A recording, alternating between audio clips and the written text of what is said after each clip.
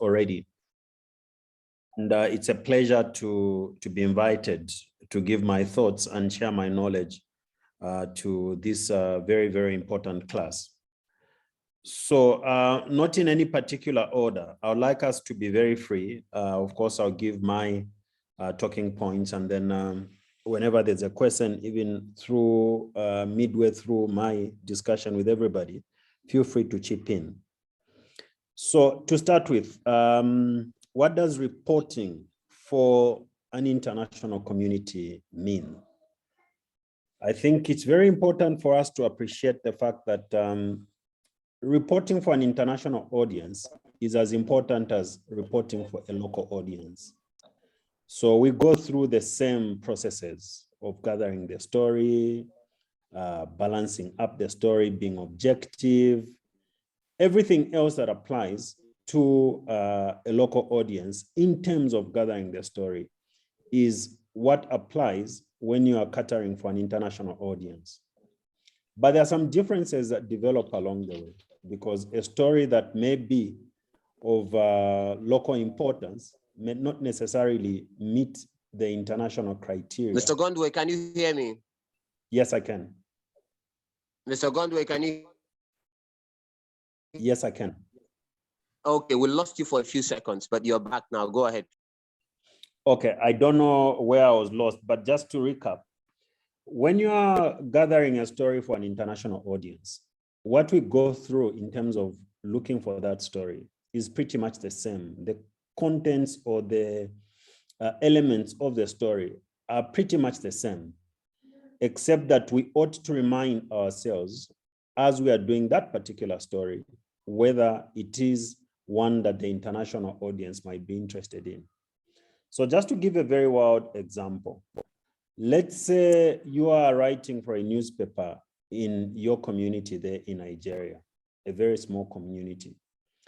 And then you come across a situation where, and I've seen this on a number of times, where maybe two people have been bashed as a result of being drunk. To a local audience of all that community, it is very important because it is bringing out the negative side effects of abusing beer or anything that might be. It may be trying to highlight how people maybe overspeed and don't respect traffic rules. But what then you should ask yourself, if you wanted to do a story of that nature, is that how does that affect a Kennedy Gondwe in Lusaka? How does that affect some in Germany? How does that affect a Timothy in Malawi? So in you trying to arrive at what might affect or what might be of interest to a person who's reading about this story internationally, is that it should have some relationship with the person that is consuming that news somewhere outside of Nigeria, someone who is even not in Nigeria. Because it may be an international story catering for Nigerians in Poland, but not necessarily catering for a Zambian in Namibia reading about what is happening in Nigeria. So let me give an example of football. Everywhere you go in Zambia, there are certain Nigerian players that will forever be known, even outside of Zambia. So talk about Nwankwo Kanu. Nwankwo Kanu played for Inter Milan, he played for Arsenal, he played for a number of teams in Europe, Portsmouth, name them. So already based on what Nwankwo Kanu has been able to achieve in his career, you are most likely going to find a situation where someone in England wants to know what the latest on Nwankwo Kanu is. God forbid, if we were to drop dead today, Nwankwo Kanu is not a property of Nigeria alone. Because of what he was able to achieve playing at the Olympics, playing at the World Cup, playing for all these clubs, he on his own comes with an international brand. But let's say you've got a player at Lobby Stars who is doing so well there, or Enyimba, because Enyimba have not been heard of in a long time. because that player is making waves in the Nigerian league unless he's extremely outstanding. A Zambian sitting here in Lusaka might not be interested or not be interested in that player unless you hear, oh, there's a 16-year-old that is attracting the interest of Bayern Munich. Then, because of Bayern Munich being an international club, it becomes really an interesting story. Or the story of the Chibok girls, because of the circumstances in which they were abducted, or Boko Haram being what it stands for. Over a period, anywhere you go in the world, anyone who follows or who cares to follow Nigerian news would know one or two things about Boko Haram. So it goes like that. However, there are also local stories that you may develop to appeal to the international market or community. For instance, let's say a coronavirus vaccine is found in Nigeria. It's been tested by the World Health Organization and its efficacy has been proved. Or let's say the cure for the virus that causes AIDS is discovered by a Nigerian doctor. Because of the ravages of HIV and AIDS, because of the ravages of the coronavirus, it becomes something of an international appeal for someone in Zambia sitting in any part of the world to be associated or wanting to know more about such a drug, because everywhere you turn, there are people that have been lost to HIV and AIDS, relatives, friends, parents, and so on and so forth. Everywhere you turn, the coronavirus has killed someone that is dear. So because the world has not been able to find a cure other than the vaccines, you're most guaranteed that that story is going to be of an international appeal. The person behind such cures may not be one that is known, but because of the solution that they've found to these diseases, it becomes very, very important and a story of an international appeal. So you may want to ask, for everything that I said at the beginning, how is it connected to the second point that I made? It is connected because of the uniqueness of what would have been discovered in Nigeria. It is connected because these two diseases have been killing people. So it may be someone sitting in Port Harcourt, maybe someone sitting in Lagos, someone that the world has never heard of. But because of what they've discovered, the world will be interested, and everywhere you turn, people will be interested in doing such a story. So I hope that is cleared. So an international story may be influenced by the figures that you are reporting about, or it may be influenced by an unknown person or incident, but one that has got an international importance or significance. How do you go about pitching or looking for these international stories? There's no particular way. There's absolutely no particular way. Some time back, I did a story for the BBC website about a baboon that had tampered with electricity lines in the tourist capital, Livingstone. Now, again, let me pause there. I've not just said Livingstone. I've said the tourist capital, Livingstone. Why have I said that? I needed to give context to someone who may not have heard of Livingstone. Okay, that answers partly the question as how do you go identifying or writing or covering international stories? So this baboon was playing with electricity lines, and then it so happened that because of that act, Livingstone at some point for hours on end had no electricity because of a baboon that ended up being electrocuted. You may laugh, and you're allowed to, because that is a human interest story. So let's say a bird or a lizard was found at where the president of Nigeria lives, the official residence, okay? And that lizard tampered with a transformer there. And as a result of that, the whole, here we call it State House. I don't know what it is called in Nigeria. The whole of State House, as a result of a lizard tampering with a power line, experiences a blackout. It's a human interest story because it's an animal, a lizard playing with electricity. As a result of that, it gets electrocuted and the whole presidency is in darkness. So human interest stories that may be connected to an international, a very unique experience or incident becomes very, very interesting at that particular moment. So I remember when I did that story, it ran on the BBC, radio ran with it, TV ran with it because of the human interest nature of it. Some years ago, we had a president who unfortunately died. His name was Rupiah Banda. He died as a result of colon cancer. He was addressing a very important press briefing at State House. And State House at the time used to have a lot of monkeys. In the process of him addressing that press briefing, unknown to him, there were monkeys in a tree. He sat right under that tree. And one of the monkeys, for whatever reason, decided to pee on the head of state. And people laughed. He even made reference to that. So from a serious press briefing, here's a very naughty monkey peeing on the entire president.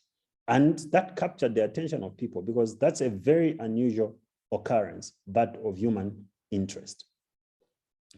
I can also give a very wild example. Let's say two teams in Nigeria. I'm inclined to giving football examples sometimes because I'm originally a sports reporter. Let's say two teams in Nigeria are fighting for promotion to the Premier League or the Super Division, whatever you call it. And for one team to qualify to the Premier League, they need to win by 20 goals because they need to beat the record that the other team has set. And then on the final day of the match, this team that is supposed to be scoring 20 goals ends up scoring 51 goals. That will be very, very unusual because it's not so often that you hear of a team scoring 51 goals. And because of the importance of that promotion that the two teams might be chasing, that could raise a lot of questions. Why would it raise a lot of questions? We hear about gambling, we hear about sports betting, and so on and so forth. So it could be a team in the most rural part of Nigeria. Because of that unusual occurrence, the international community might be interested in. So I thought I also needed to give context. So when you are writing an international story, you are always going to ask yourself, if I mention a city or a town in Nigeria that is known to Nigeria, does a person in Ilongwe and Malawi know about it? So for instance, you said two people have been killed in Lagos. What is Lagos? Is it the most popular city? How does Lagos get contextualized for it to make sense to a person who's reading about this in Norway? So you may want to attach that element to it, if it's a larger city, if it's a capital city, if it's a commercial capital of Nigeria, and so on and so forth. Back to the example that I gave you about Livingstone, why would be a person be interested in reading about a baboon that was playing with electricity lines, and then as a result of that, the whole of Livingstone hasn't got electricity? The reason is that one, a baboon tampering with electricity or pause is something of human interest, but that particular thing happened in the tourist capital of Zambia. Just saying Livingstone doesn't work. And you need to remind people in case some of them might have forgotten. If you're going to do a story about Nwankwo Kanu, again, I'll go back to Nwankwo Kanu.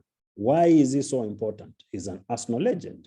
So if you say Nwankwo Kanu has died, the newer generation or the millennials may not know who Nwankwo Kanu is. But if you say Nigerian legend or Arsenal Football Club legend or Inter Milan legend, Nwankwo Kanu has died. Everyone that supports Arsenal, Inter Milan, even if they've never watched Nwankwo Kanu before, they will obviously be reminded that, oh, he's a Nigerian legend, a football legend. He played for Arsenal. He played for Mr. Gondwe, can you hear me? Yes, I can.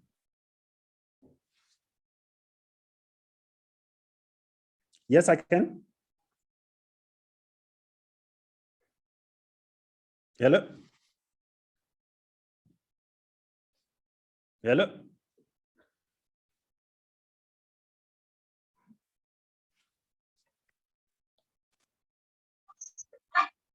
Hello?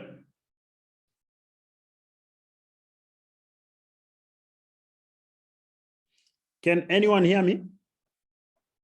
Yes, sir. Yes, sir. We can Yes, hear sir. you. We Yes, can sir. hear you. Yeah. Oh, We okay. can hear All you, right. sir. I can hear you very clear, sir. It's only some that then can't hear me. So let me continue. So, I can hear you, sir. okay. Back to the point that I was making. God forbid, if Nwankwo Kanu dropped dead today and someone writes a story about Nwankwo Kanu dying, I can assure you that someone who was born 10 years ago might not know who Nwankwo Kanu is, because he made an impact at a very important point in his football career, or he appeals to a certain generation. So it's very important to give context to who Nwankwo Kanu is.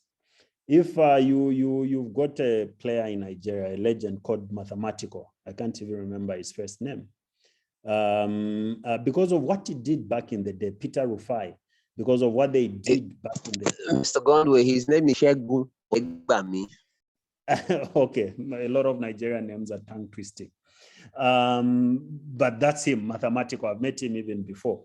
And by the way, I'm an Arsenal supporter. So each time that I see a tweet from Okocha, I always remind him that for all his greatness, I've got a personal battle with him, because he once dribbled Arsenal footballers when he played for Bolton, and he treated them like kids. So anyway, back to the point that I'm making. When you're going to do such stories, you have to give context. Put yourself in the mind, even if the story is of an international appeal, put yourself in the mind of someone who may not know who you are writing about, the place that you are writing about, and so on and so forth. Let's say you are writing about Sarowiwa. If you asked my daughter, she may not know who Ken Sarowiwa is and the circumstances in which he died. So it's important to say, oh, maybe the daughter of a Nigerian activist who died or was executed is now president of Nigeria. That kind of thing. I don't know if I'm making sense, but it's always important to contextualize.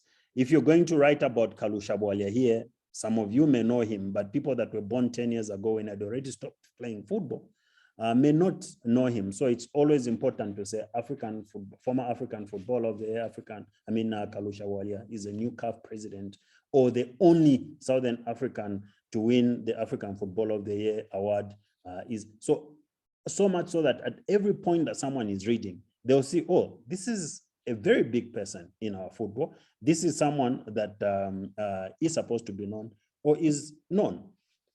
So I've answered the part of the do's and don'ts, some of them to consider. What special training, if any, is required to be a brilliant international reporter? I've attended a course or two on writing international news. And some of these things that I'm sharing with you come from that course or the courses that I attended. But even before I attended those courses, I was already a correspondent for the BBC. I just went there to polish up my skills. You may not necessarily need training for you to be an international reporter. Some of it may come subliminally because you follow international events and you've got an idea of what the international media will be looking for. I mean, if you're an ardent listener of the BBC, you watch CNN, you watch Al Jazeera, or any of these international media organizations, you should be able to know what stories they air that appeal to them. For whatever reason, I don't mean to offend anyone here, but you are most likely in the current world going to find a lot of stories about lesbians, homosexuals, and so on and so forth.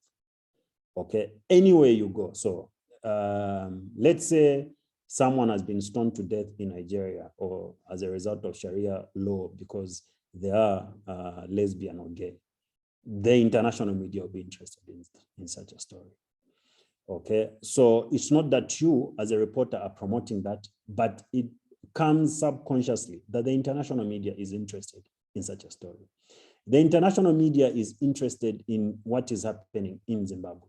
The international media gathered in Kenya when there was that election petition. But let's say a small country like Lesotho has got an election petition. Maybe they'll not even cover that election petition through live crossovers and so on and so forth. If you ask me why, I don't know, but there are just certain countries, certain places, certain stories that will always have that international appeal. So you may model yourself into an international reporter by being a keen follower of international events and trends, without necessarily you having to attend the training that you're looking for. And also constantly asking yourself, if I do this story, of what interest is it to a person who's listening to me in Lilongwe? So let's say Nigeria is the largest supplier of oil to the rest of Africa. And for whatever reason, a refinery in Nigeria that refines this oil or fuel is bombed. Chances are that a lot of people in Africa are going to be interested, because that is going to impact on the productivity of their economies, the cars that they use, the machinery that they use, and so on and so forth. So it's always going to be an interesting story to tell from that perspective. So you don't need training. What personal experiences can I share? So many. Some of them have come in this discussion that I'm having with the rest of you guys. But being an international reporter comes with a huge responsibility. You have to be of certain integrity. That's how come the international media is going to look out for you, because if you are of a checkered past, they may not be interested in you. And this applies even in our local media anyway. If you've got a certain reputation about yourself, people are not going to be interested. You might also look at yourself as being a keen follower of events, being up to date with current happenings. So that way you are in tune. Okay, reputation, again, I have to emphasize, is very, very important. Personal experiences are many, so many.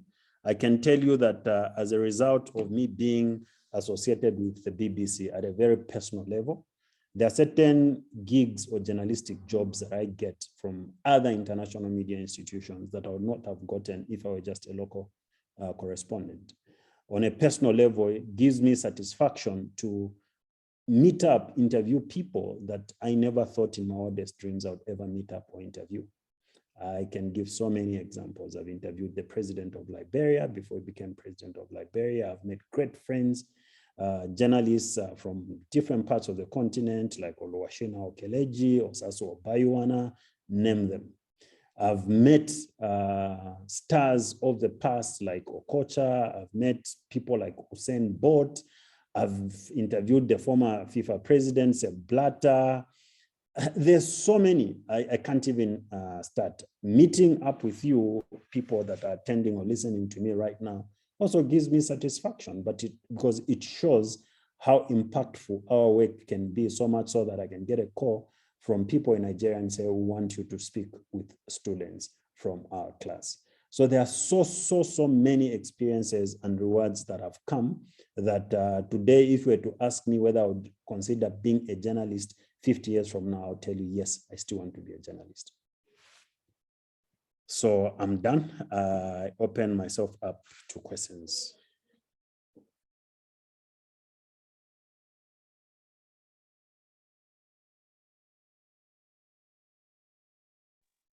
Hello.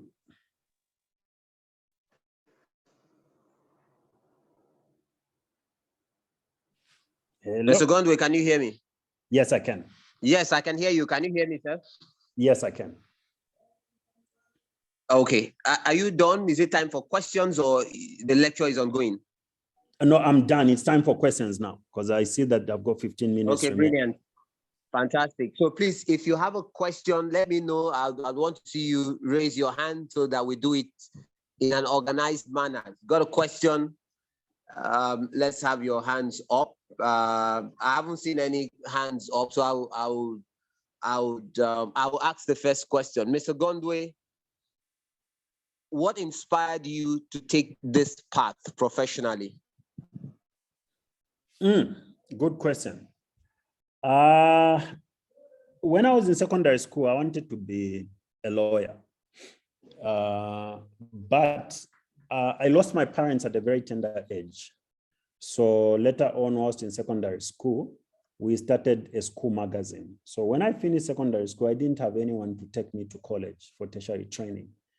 And as I was waiting for my results, the only skill that I could fall on was my writing skills.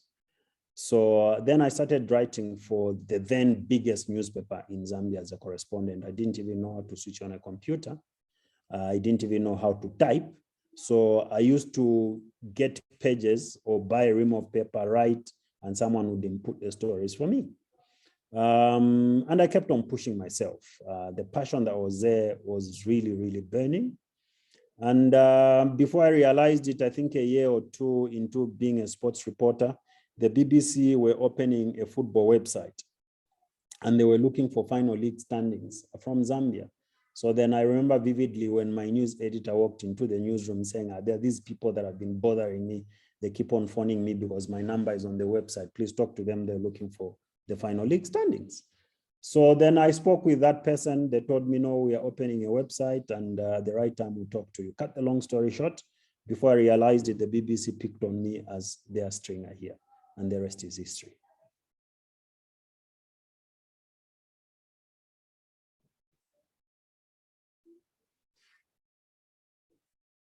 Hello?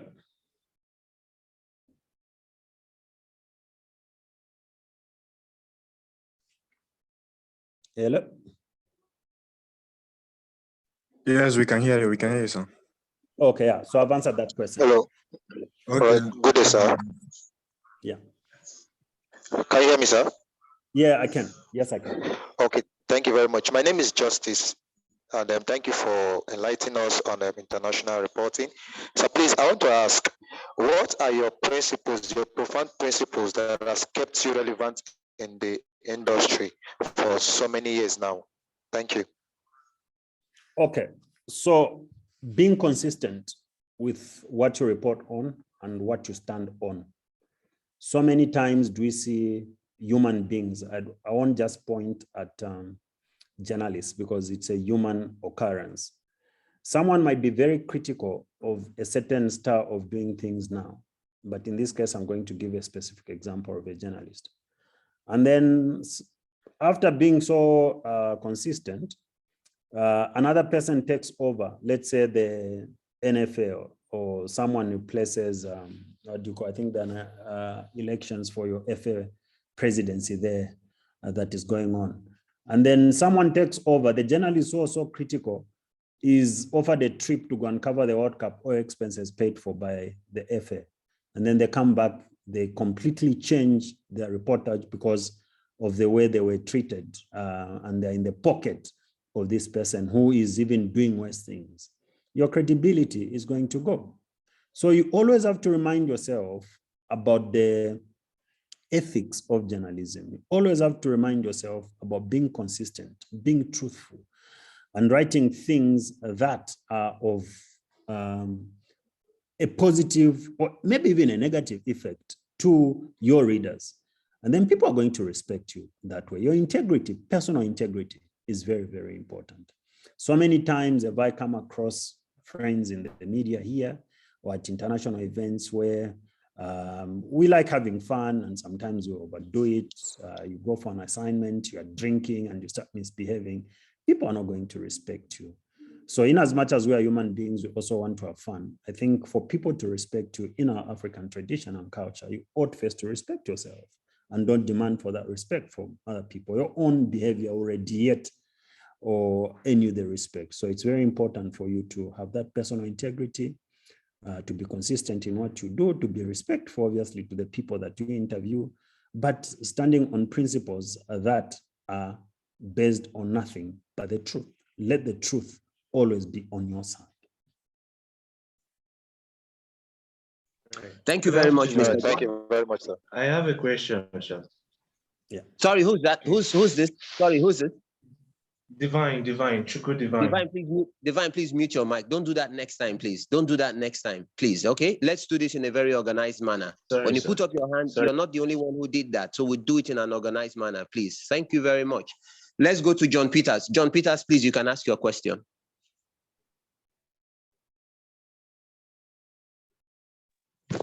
John, can you Hello, hear sir. me? Yes, good afternoon. Yes, sir, Go I can ahead. hear you. Good afternoon, sir. Yes, sir. Yes. Please, sir, I want to ask, in the first place, I'm very pleased sitting under your tutelage, sir. Thank you very much for the expositions. I want to ask, I'm based in Port Harcourt. Is it possible that I stay in Port Harcourt and become an international reporter to, let's say, CNN, BBC, or thereabout? I'm just a novice in this area, but is it possible that way, sir? Thank you. Yes, it is very possible. Generally speaking, of course, I'm not in charge of recruitment at the BBC or any of these places, but it is possible because what qualifies you to be selected is the stories that will be churning out from there. And you are not in charge of those stories. So let's say Port Harcourt becomes a hotspot for news. It goes without saying that the international media will be looking for someone to be reporting for them in those areas. Again, let me give you a football example. Let's say there's an outstanding 17-year-old taking everyone, all the teams by storm in Port Harcourt. Scouts will start coming to Port Harcourt to watch that 17-year-old because of the attraction that he's got. So definitely. I mean, some of the places, it doesn't go that international reporters will only be found in capital cities of these countries. No, it all depends on where the news is or the country is. I can give you an example. If you go to Lilongwe today, there's a demonstration. People will be keen, or the international media will be keen to know what that demonstration is all about. Go to Blantyre and there's a demonstration. People will be keen to know what that is all about. Here, the capital city is Lusaka, but the economic hub is on the Copperbelt province because we rely on revenue from the mining mainly as a country. So I could be in Lusaka, but Kitwe, Ndola, Chingola, where the mines are, is important, or these places are important in as far as international news is concerned. Giving an example of football again, let's say Enyimba is based in Port Harcourt. People would be interested to know the exploits of Enyimba in Port Harcourt, not necessarily Lagos. So yeah, to answer your question, indeed, it all depends on what happens from time to time in Port Harcourt, and the international media will be looking for people to report for them from there. Thank you very much, Mr. Gondwe. And let me just quickly add, John, in 2010, I was recruited by MultiChoice SuperSport to write for supersport.com. I was contracted to write for the international media. Now, I'll break things down. There are so many times I had to travel outside Port Harcourt to cover World Cup qualifying games involving the Super Eagles of Nigeria and other national teams. Most of the big players from all over the world will come to camp. Those who play for the Super Eagles, I'd have exclusive interviews with them. This represents world-class content for the international media. I would cover the games live, and this also represented world-class content. Severally, I interviewed Asisa Toshwala even before she was named Africa Footballer of the Year. And I was doing this from my one-room apartment in Obunabale. This was over 10 years ago. So it doesn't matter where you are. It doesn't matter where you are. Put yourself in a prime position, and those are the international spaces. They think you're good enough, they'll contract you, and you can report for the international community from wherever you are. So let's get another question. Jane, can you hear me? Yes, I can hear you, sir. Brilliant. Go ahead, please. Good afternoon, sir. Good afternoon. Please, I have two questions. One is, I would like to know the challenges involved or the challenges you face while writing for international community. Secondly, I would like to know, is there any format involved in writing for international community? Thank you. Okay, so the challenges that you face, if you are a political reporter reporting for the international media, and you come from a country which we experienced at some point in Zambia where the local media is suppressed, you become, for wrong reasons, depending on the regime that is leading you, a target because you are the only source or outlet for news. So the challenges are so much so that at every point you get accused of doing things that you may not be doing. I can give you an example. of myself. Last year or before the elections, I used to cover the opposition because the local media was suppressed or compromised. So because of that, I faced a lot of challenges from the government because they thought I'd gone into bed with the opposition at the time. Sometimes it may also get very difficult for you because depending on who you're reporting for, there are certain media institutions that will put you on a retainer. So what that means is that every month you're like salaried, depending on the number of stories that you do. Sometimes it doesn't even depend on that. So you're lucky in that way. But in certain instances, you are paid per story and when that story has been published. So if you're just getting into reporting for the international media or you're going into that arena, you may not have the money to sustain yourself, especially the first few months or so until you gain recognition. So that is a huge challenge. And that challenge sometimes may extend to you maybe not having a car, not having internet at home, and so on and so forth. So it becomes a little challenging. In terms of the format that you follow, again, the guide that I gave at the beginning of knowing how a story might impact a person that is in Cameroon, Sierra Leone, in as much as this story is happening in Nigeria. Those are some of the things to look at. And also you being always in tune or following international events will help you get the format right, even when you're pitching for stories. So for instance, in the last 3 or 4 years, we've had the coronavirus. Why would a person sitting in Germany at Deutsche Welle be interested in a story from Nigeria on the coronavirus? They may be interested, maybe because in a day, the coronavirus in one hospital has killed 150 people. That's unusual. Okay, so you always look at yourself and say, look, if I were to pitch this story, what is the uniqueness of this story in a world that already is hearing enough about the coronavirus? Or it may be that after tests like the example that I gave, a cure has been found for the coronavirus by a Nigerian that was just testing something. So those are some of the things. The list can go on and on and on and on, but those are some of the main things that you have to look at. Thank you very much, Mr. Gondwe. We have a house rule here. Whenever somebody is in a noisy area, he or she doesn't use the microphone icon, so he or she doesn't disrupt the group. Somebody has sent a question to the chat icon. I'm going to read that message. But before I do that, Mr. Gondwe, I know you're supposed to have another engagement at this point in time. Can you still spare us a few minutes so we thrash the 2 more questions that we have, or do we do this later on? Do we send the questions to you? No. The last two questions. Fantastic.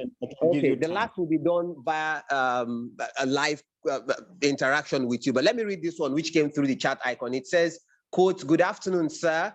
Have you ever been in a situation where you had to report on stories that go against your beliefs or your religion?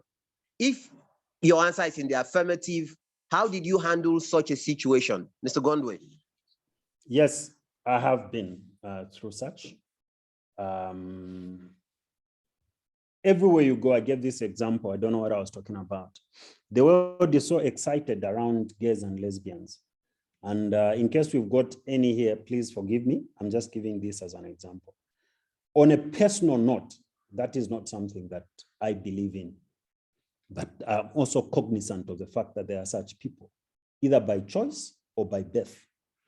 I used to have a very strong view or very strong views against queer people. Until one day I was having a chat with a doctor who said, "Kennedy, you are growing up, aren't you?" I said, "Yes." "One day you want to marry, don't you?" I said, "Yes." "What would you do if you've got a daughter?" I've got a daughter, by the way. "Or you've got a son who walks into you, looks into your eyes and said, 'Dad, I'm gay.' Are you going to kill them? Are you going to pray for them? What are you going to do? And after you've tried everything other than killing them and nothing works, what are you going to do?" That was like a shock to the system, okay? It helped me change my perception and view of things or that particular topic. Do I believe in them? No, I don't believe in them. Sorry, my sisters and brothers, but I think there's more joy to the front as opposed to the back, except there'll be people that will tell you, no, as we like it from the back. Now, personal views, beliefs, convictions come into play. But as a journalist, it's not about your personal views or convictions. Or if it is about that, then it's better you declare interest. You don't even do the story at all. So when doing such stories, obviously, you talk to people that are conservative about it. You talk to someone who's actually involved in the act or has been known. In a country like Zambia, it's actually against the law. You can be locked up for that, except that the law in so many respects is vague. And then you also give the side of the law. So that's one way of doing it. You put yourself and remind yourself that I'm just a journalist. It's not up to me to take sides.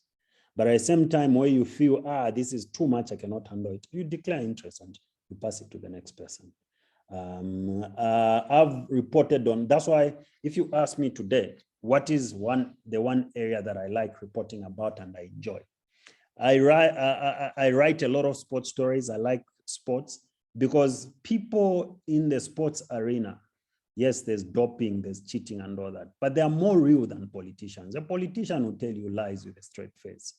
And next thing, before you realize it, a member of this party, they defect to another party and so on and so forth.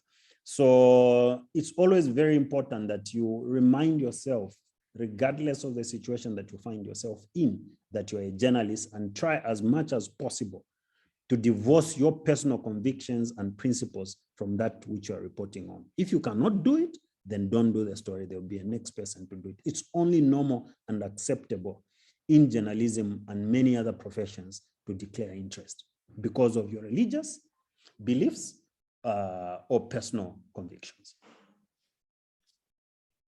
Thank you very much, Mr. Gondwe. One last question. Has he left? Best man has left. He was supposed to ask the last question. Best man, are you there? If you are, can you unmute your mic so we get your question to the lecturer? Okay. Good day, sir. Good day. You said you interviewed so many reputable people like Seb Blatter and this. I want to ask, your first big interview, so to say, challenge, like, were you, were you afraid, if you are, how do you overcome it? The first person who made me sweat when I was interviewing him, not because of their answers, but more about a reality shock, was George Weah, African Footballer of the Year, former African Footballer of the Year, former World Footballer of the Year. And then that time I was in London at the BBC offices. He had come to be interviewed on Fast Track, a sports program that is no longer on the BBC. And I'd gone there on attachment. So I see this person walking in. There are very few occasions where you'd see such people. And I asked for an interview. He says, sure, no problem. The mere fact that he sat down, he waited for me to switch on my recorder and started asking him the questions was just an experience that I never imagined at that tender age to have with such a person.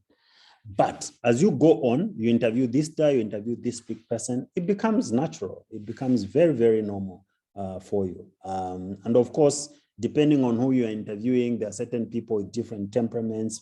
It can be a politician, it could be a footballer. Footballers, most of them are very, very proud and pompous people. I remember reading a story some years ago where Osaso Bayuana, who you probably know, I think met Nwankwo Kanu at the hotel at a major tournament, must have been at the Nations Cup. And the time that Osasu walked to Nwankwo Kanu, he asked for an interview, and then the first question was asked, Nwankwo Kanu walked out on him. So different people give you different experiences. But the more you do it, the more confidence you gain, and the more you feel like I can go on to interview the next person, and you even become more and more hungry, or you become hungrier. So if you are Fortune Investment, I can see your name here, and today you are interviewing, let's say Aubameyang, tomorrow you are interviewing, or Pogba gives you an exclusive interview, and before you realize it, you are mingling with Mbappe. Just those three names will put you at a different level altogether. And because of the credibility that would have come as a result of you interviewing these world stars, you even become hungrier to add to that list of people that you're interviewing. So you soak it in. Hello, Mr. Gondwe. Yes. There's a gentleman all? that you're not very happy with. I don't know if he unmuted his mic or he didn't raise his hand. That's the person. That's the person who just. Okay, who because just I was going right to now. spare a minute or two just for him, but it's okay, fine. Brilliant. He's the one who just spoke. Mr. Gondwe, let me just quickly add. Since I say to the students, I want them to hear this when I'm talking to you directly. I say to them that I don't just want them to be mentored, to be taught, to be guided by the best as far as journalism, broadcasting, public relations is concerned. I say to them that it is even more important to imbibe proper values, positive values, and become proper human beings. I think that is much more important than even being the greatest journalist in the world. So that's why I told him to mute his mic, because we have a process. We do things in a very orderly manner. He didn't respect the rules of the house, and that's why I did what I did. But no hard feelings, and he interacted with you eventually. No problem. Okay, so Mr. Gondwe, unless you have something else to add on behalf of all of the students, we want to say thank you very much. I know you're supposed to have an engagement at this point in time, but you've bent over backwards to accommodate us, to teach us, to guide us, to mentor us. I was also a student today, and I learned quite a lot. Like I mentioned to you, and let me say this to the students as well. I am your big fan. I listened to you when I was growing up, listened to you on the World Service alongside Jenny Horrocks, Farai Mungazi, Chakuchania Harava. I can go on and on. So it is quite a privilege. It's quite huge for us that you interacted with us face to face. You talked about how you interviewed George Weah before he became president, and you were quite excited. I am excited, watching you talk to us one-on-one, and I'm sure the students are quite excited. So we want to say a very big thank you to you. We're going to put up a post on social media, on Twitter to be specific, to appreciate you, let the entire world know what you did for us today. So thank you very much, sir, on behalf of the students. And I don't know, unless you have something else to say to us, we'll let you go. No, except to thank you too. It's been a pleasure talking to you. And whenever we've got the time in future, we are available. And I look forward to meeting any of you in real life. Now with technology, you meet virtually, but it's a whole different experience when you meet one-on-one. So it's been a pleasure too. And I hope I've been able to answer the questions, and I've provided a few insights. If I've not been able to, I'm sorry, but everything is based on personal experience. Okay, thank you very much. And just before you go, to everybody here, I'll put up that post on Twitter, on my Twitter account. Olisa is going to share the link in the group. Please, I'll tag Mr. Gondwe Kennedy. Everybody can follow him on Twitter. If you got questions, you can post your questions through to him. And I'm sure when he has the time, he will be able to interact with you. Thank you very much again, Mr. Gondwe. We deeply appreciate everything you did today. Cheers. Thank you very much.